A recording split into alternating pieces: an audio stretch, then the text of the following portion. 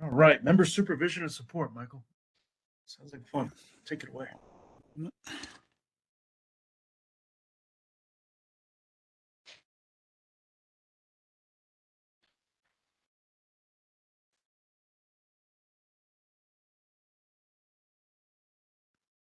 Okay, as Eric said, we're going to talk about member supervision and support. Um, so we're going to talk a little bit about what the requirements are, what the regs say related to supervising your members, and maybe talk a little bit about best practices as well. So these are some of the topics we'll cover. Planning for a term of service, the member service agreements we just covered, so we're not going to really spend much time on that. Supervision requirements, prohibited activities, timekeeping, teleservice, record keeping, members as team leaders, and member evaluations. So here is a list of some requirements related to planning for a term of service. You have to develop the member service positions, which become a part of the member service agreement. The service position should provide meaningful service activities with appropriate performance criteria for the skill level of members. Develop accurate position descriptions and make them available upon request.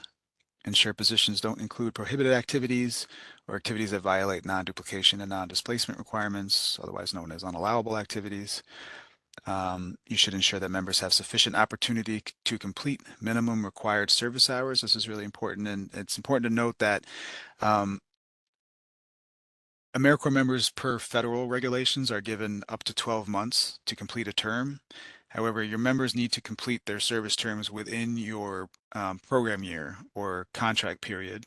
So it's the 15-month period that is your program year. So in your contract, we've been talking about start dates 9/1, 10/1, 11/1. So depending on when your start date is, it's going to be 15 months from then. That's your program year 2024. And so all of your 2024 members need to finish before the end of that term. So within that 15 months.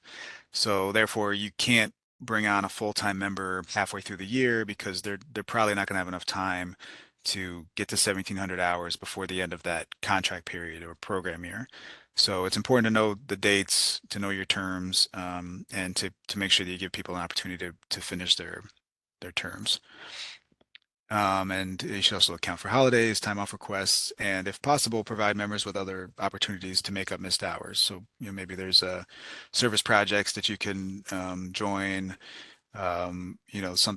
things going on in the community that your members can participate in and earn some service hours. And if you have questions about whether they'd be allowable or appropriate, I would just run them by your program administrator first.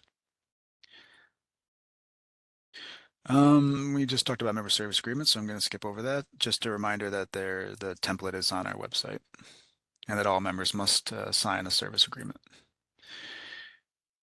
Okay, so again, I've mentioned that AmeriCorps kind of sets minimum standards, and some of it can be sort of general and vague. I would put this in that category. Your supervision requirements, the way that the terms and conditions worded is that you need to provide, quote, adequate supervision by qualified supervisors consistent with the award, right? So like, what does that mean? It can mean a lot of things. Um, Notice it doesn't say you must have eyes on your members at all times and be able to verify every minute of their service term. Um, but it also doesn't say that you can just let a member go off and check in with them 3 months later and see how they're doing. So in between those extremes is something reasonable that would constitute adequate supervision. It's kind of a judgment call, but what's important is that you kind of work on these policies and these procedures at your agency and come up with something that would be considered adequate by anybody reasonable person. Um, Other requirements are that you must conduct an orientation for members that at minimum includes training on prohibited activities. A member should also be trained on your program policies and procedures. So really related to every aspect of their service, but we've kind of highlighted here service activities, timekeeping, teleservice, the benefits, etc. And that can look kind of different at different programs. Also, the orientation. I know a lot of programs will have one event sort of towards the beginning of the year, but sometimes enrollment is kind of rolling, so that could be just kind of more like a one-on-one orientation with members. So exactly what that looks like isn't specified, but what is a requirement is that all members get an orientation with their kind of introductory information about AmeriCorps and your program and what their expectations are, etc. Um, and programs must establish procedures to verify, validate member service hours, support members, and prevent prohibited activities. So again, these can kind of look different. What the specifics are of those may vary, but those things need to happen. Okay, the prohibited activities. I guess we'll run through these just so we can say that we did it. Most of you are already familiar with these by now. If you've had a program for a while, you know, what can I say? These are the things you can't do.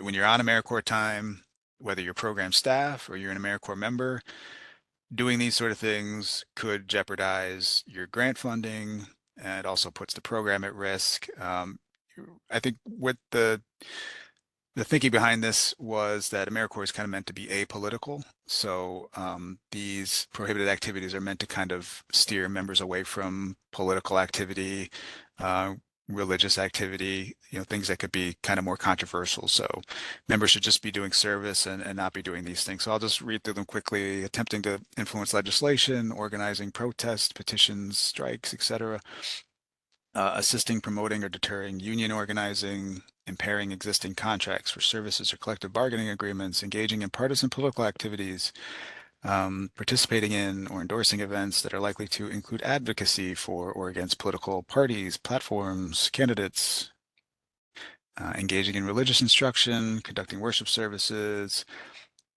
Let's go on to the next one: providing a direct benefit to a for-profit organization, a labor union, a partisan political organization, or a nonprofit organization that fails to comply with the restrictions contained in Section 501c3 of the IRS, Internal Revenue Code, or an organization engaged in religious activities described in paragraph G of this section.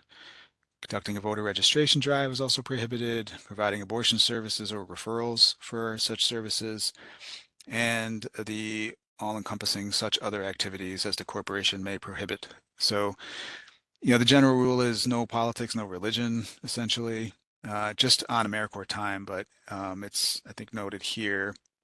I mean, we make a point to always remind programs and members that members can still exercise their rights, as private citizens, and can participate in protests, etc. But they can't do it on AmeriCorps time, and they shouldn't wear the AmeriCorps logo while they do that. Okay, so let's move on to timekeeping requirements. There's a link there to the CFR 200.302B, which lists all the timekeeping requirements. You need to be able to account for the hours of your members and also any program staff that's listed on the budget. So anyone listed on the budget, whether you're on the match side or the federal side of the budget, you're considered to be in a quote unquote covered position. So your time needs to be accounted for. So you need to have a timekeeping system that can account specifically for the AmeriCorps time. And that time needs to be recorded as actual time, not budgeted time. When you apply for a grant, you would put in a percentage in the budget. So say your executive director might be on the budget at 5%. That's the budget amount, but that doesn't mean that you can just charge the grant 5% each quarter for your executive director. It needs to be how much time that executive director actually spent working on AmeriCorps. So you have to have some system to record that, and that's for anybody listed on the grant. Uh, the records are used to document member eligibility for in-service and post-service benefits. The whole thing is that they have to hit their hours, right? So if you can't account for the hours, then there becomes questions about whether or not they're actually eligible for the benefits that they are or should be entitled to. So, make sure that you have a system to accurately record and keep time for members and staff. These records need to be made available to the Commission, OCFS, AmeriCorps, the CNCS, OIG, any kind of monitor that might come in. That's possible during a program year that you might get a request to review your timekeeping records or other records related to your program. So you need to be able to make those available. And the timekeeping should categorize the member's service. So there should be a separate category for service and for training, fundraising, and there should also be a category for lunch. We talked about this yesterday, how this is kind of slightly different this program year, but unless you apply for a waiver, no more than 20% of the aggregate of service hours for your core can be spent in training. So that's another reason why you need to be able to calculate training hours separately from service hours. As we mentioned in program year 2024, it hasn't been fleshed out yet, but there's going to be a process where you can apply for a waiver on that 20% number and go up to 50% potentially if the waiver is approved. Another restriction on members' time is that they cannot spend more than 10% of a term engaged in fundraising activities. So I think most members don't do fundraising at their agencies, but if they do, it has to be program related and it can't be more than 10% of their time. Okay, so next topic we'll cover is teleservice, which is, in one sentence, teleservice is allowable, but with conditions. It should be limited to certain situations, but I think, we're all in kind of a new situation where telework and teleservice is becoming more normal, and really even a requirement in a lot of places. So the main thing with teleservice is that you establish a policy that will mitigate against the risks, and you have to have appropriate documentation, supervision, and oversight. So it kind of depends on your situation, the type of service being delivered, but maybe teleservice is can be offered by your program. It kind of depends. If you're an environmental program and you're out in public lands and building trails, it's hard to do that via teleservice. But maybe one day out of the week, you have your members, doing data analysis or something related to their other direct service. So that can be incorporated into their program or into their service or position description. Um, We've talked about this recently, though, that remote service and virtual service, as defined by AmeriCorps, are not allowable. So remote service means that a person would be serving for an organization, but they're not within the commuting area. So say someone who lives in New York City, they shouldn't be serving for an organization that's in Buffalo and they never go out to Buffalo, right? Like you need to be in the kind of general area. And then virtual service is when an organization only has an online presence. So you can't just be online. There has to be some kind of actual place that the person is serving, at least on like a hybrid kind of schedule. So these are some recommendations for mitigating against those risks we talked about. Establishing or updating policies to address expectations. You want to establish communication requirements. How often is the member going to check in when they're teleserving? Are you going to, have like an hourly email or like a daily check-in, or how's that going to work? But that should be in writing and clearly expressed to the member. You need to have ways to mitigate against the risk of time and attendance abuse. 'Cause obviously, if you're teleserving, you can just kind of say, I was doing teleservice for 2 hours, and if no one's there, how do you verify those hours? Um, so yeah, that's really the other points are kind of repeating that. So, and if you have any questions about those or when you're developing policies, as it relates to anything related to your program, feel free to reach out to us. Okay, we'll talk about record keeping next. It's a requirement that your program maintain records sufficient to establish that each member was eligible to participate and that the member successfully completed all program requirements, or that they didn't. You need to have documentation of that as well. So these are items that you need to maintain: citizenship and social security number documentation. I'm Uh, sorry, Michael. yeah, In the chat, there's a question of training cap of 20%. Is that for each individual or the team? that's I don't know if that's an you put aggregate that. number. So Okay, that's for the okay. whole team. That's for So the whole team. Okay, yep. thank you. All Yep. right. So potentially one member could have a little more than 20 if other members have less, but there shouldn't be probably too much variation because your members are going to be doing very, similar things within your program model, but it is possible to have some variance. Thank you, Michael. Yep. And then, these other items here that need to be maintained: the position description, the member agreement, the NFCHC documentation. timesheets and evaluations or member performance reviews. These are all things that when your program is monitored, the commission's going to look for these and use these to kind of verify the information related to your program or related to your members. You should also, if applicable, maintain the following.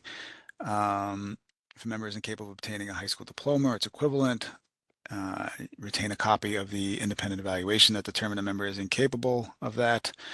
Documentation of compelling personal circumstances when there's an early exit. If you really, if there, I mean, any kind of exit, you should have documentation as to why or why you're making that exit. If someone's being exited for cause or whether they're being exited early for compelling personal circumstances, you're going to want to have documentation to explain the decision and justify the decision that was made.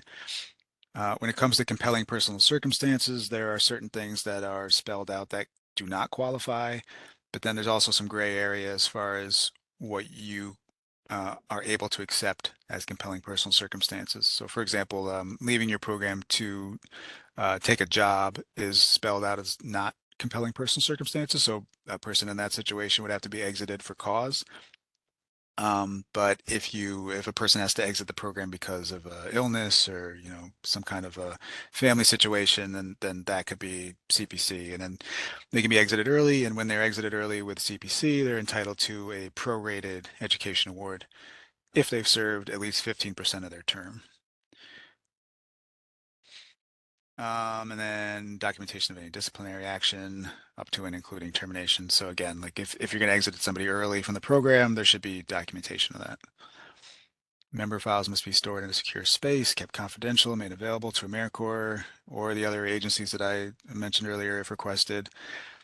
Hard copies should be kept in a locked file cabinet, and electronic files should be secured.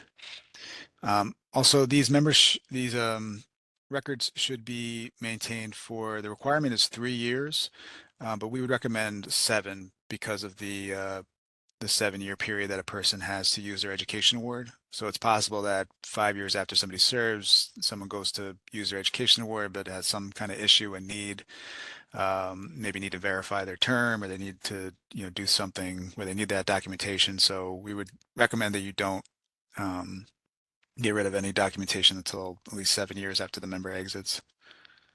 But the federal requirement is 3, so FYI. And then just a note here about personally identifiable information. That should be kept private and secure. Our agency uses secure file transfer links, so that would be something I would recommend if you're going to be transferring documents electronically. We'd recommend that you engage with your agency's IT staff to ensure that all files are secure. Okay, so moving on. AmeriCorps members as team leaders. This is something that you may or may not want to do at your program, but something to consider is whether you want to create positions where AmeriCorps members provide an additional layer of leadership and support. So these individuals will be referred to as team leaders, and all the same prohibitions apply to team leaders as they do other members. They're basically AmeriCorps members, but they have a few other responsibilities that they could um, that they could perform. Um, they are not permitted to act as staff, so they can't supervise members. And there's a list there of other unallowable team leader activities. So they can't sign timesheets or do evaluations, discipline members, sign reports, manage payroll. They're really there as kind of leaders for the other members. Maybe they're a returning member and they can kind of provide a bit of additional guidance, but those sort of staff roles, they are not allowed to perform. And then finally, just a word on member evaluations. This is also a requirement. There needs to be I would recommend a midterm and end term evaluation for all members, but the requirement is that there be a midterm and end term for all full-time members and an end term evaluation for all members. And then the end term evaluation must address, again, at minimum, these things that are listed here, the 3 things: whether the member completed their hours, whether the member satisfactorily completed assignments, and whether the member met other criteria that were communicated at the beginning of their term. But you are allowed to add other elements to the evaluation.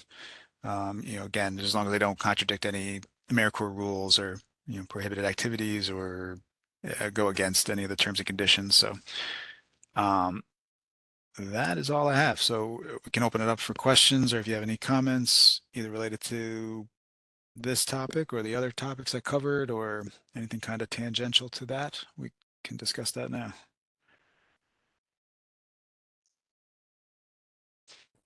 In the chat, Glenn asks, we've been asking for midterm evaluations for 900 and 1200 hour members. Should we only be collecting them for 1700 hours? Again, I would say the recommendation is I would do a midterm evaluation for all your members if possible, just to kind of give them an update halfway through their term and kind of have that time to communicate with them how they're doing and set expectations and reset with them. But the requirement is that there be a midterm for full-time members. So you're not required to do one for less than full-time, but I would recommend it as sort of a best practice. So if you're already doing them, then I would, it's up to you, but I would say keep doing them. Excellent. Do we have any other questions for Michael regarding member supervision and support? Can, oh, I think Susan has her hand up. How's your audio working, Susan? Can you hear me? Yes, yes, You yeah, remembered from last week, yes. or I guess our meeting earlier this week, yesterday. Yep. So Michael, could you talk a little bit more about the maximum length of time a member has to complete their hours? I know you mentioned it has to be within the 15-month grant cycle, but I kind of missed that. Sure. Yeah, I can talk about that. So the the thing to note is that if you're looking at some of the regs, you might see that AmeriCorps members have up to 12 months to serve, which is true based on federal regulations. However, they're also restricted by your contract periods, or which is synonymous with your program year. So your program year 2024 is starting this fall, unless you have an 8/1 start date, you've already started. But most of your programs have a fall start date, either 9/1, 10/1, or 11/1. And then that program year or contract period lasts 15 months. So all of your 2024 members have to serve within that 15-month period, which means that although based on federal rules, if they were to sign up halfway through your term, they have up to 12 months to serve, but the state restriction means that they have to serve before the end of that term. So they don't technically have 12 months. They have until the end of your program year. So these are things you need to consider when you're enrolling a member.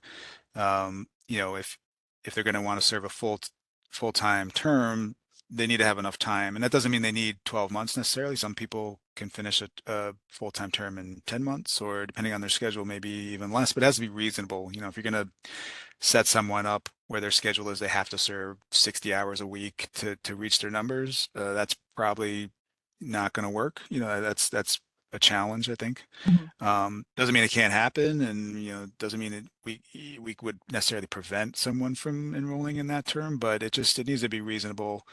So that's kind of where that nuance comes from. You have up to 12 months per the federal regs, but you have to do it within your program year, so you might not have 12 months. Okay, I guess I had it in my head. I thought I had read somewhere that members have 2 years. I was like, where's that language and what is that in the context of?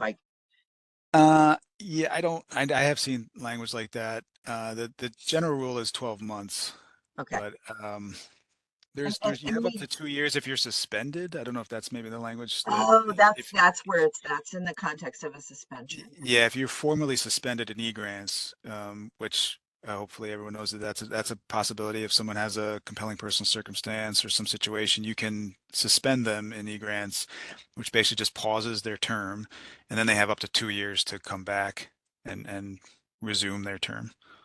But then And we're not able to close out our program year until that member finishes?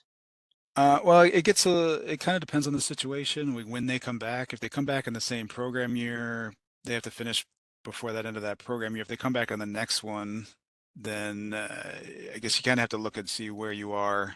If you don't have obviously you have to have a grant, an active grant and contract. If they try to come back and that's closed, then they would just get compelling personal circumstances at that point. But they have up to 2 years to return to service, and then I guess you kind of have to see where you're at in your cycle as far as how that affects them. Okay. Thank you so much for that detail. I appreciate it. Sure.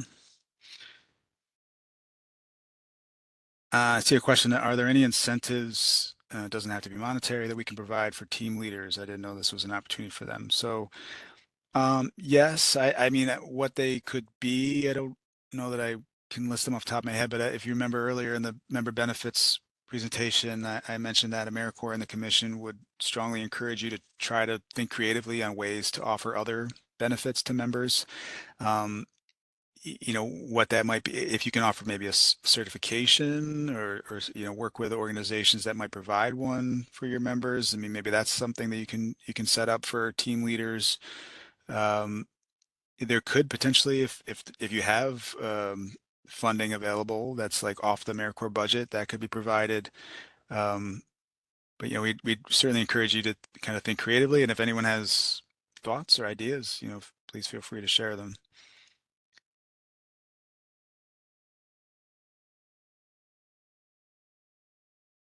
I guess the answer to the question is yes, but what they would be would kind of depend on, what you're able to accomplish.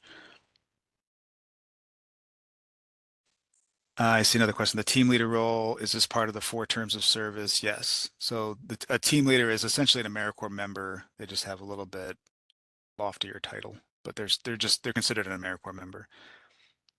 And you may be able to provide some additional, incentives or benefits to them for taking on this role, but they're still an AmeriCorps member.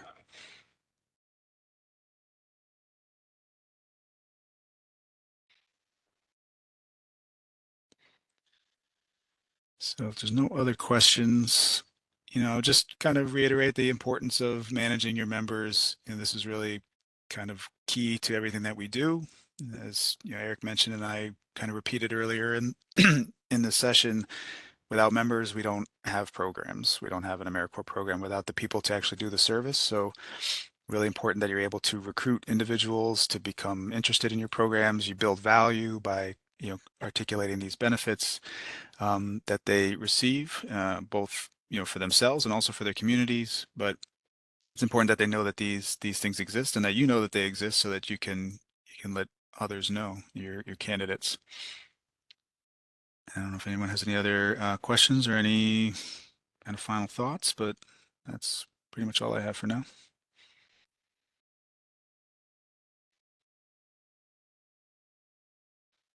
Does anyone have any further questions for Michael? You either drop them in the chat, or you can take yourself offline, or take yourself off mute. I'm sorry. We don't want you to leave just yet. Do I see any hands up in the chat? I do not. Oh, for midterm evaluation, it's not a must for others. Yeah, that's correct. So I think, Michael, you said for midterm evaluations, it's only required for full-time members, Right, but it's best practice if you do it for all, correct? right, It's a good correct. idea to do it, yeah, but it's only required for full-time members.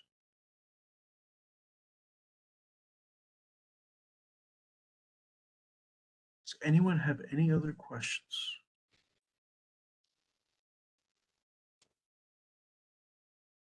Going once, going twice. Okay, so next week we are going to talk about financial management, contract requirements, and MSY and slot conversions. So pretty heavy stuff, very important stuff.